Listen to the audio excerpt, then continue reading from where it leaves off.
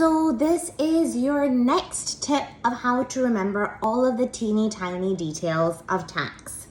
Now, what you see come up in the tax exam many times is that you can do this treatment of an item if these set of conditions are satisfied, and if they're not satisfied, you have to do a different treatment of the item.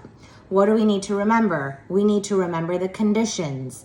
So I say that if you have to remember 3 or more conditions, why don't you try to make an acronym so that you remember them? It's really difficult trying to just remember conditions out of the air. What was it? What was that?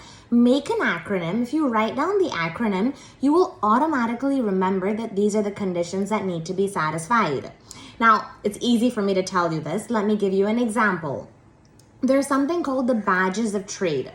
And the badges of trade have about 6 conditions. If they're satisfied, whatever income you have will be considered to be trading profit and taxed against income tax. But if they're not satisfied, whatever income you have will be considered to be a capital gain, and you'll have to pay capital gains tax on that.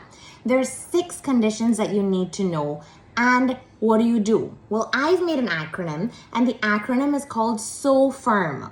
The first bit of the acronym, the S part, is the subject matter. The second is the objective. I can see SOFIRM in my head, and I know exactly what the conditions are.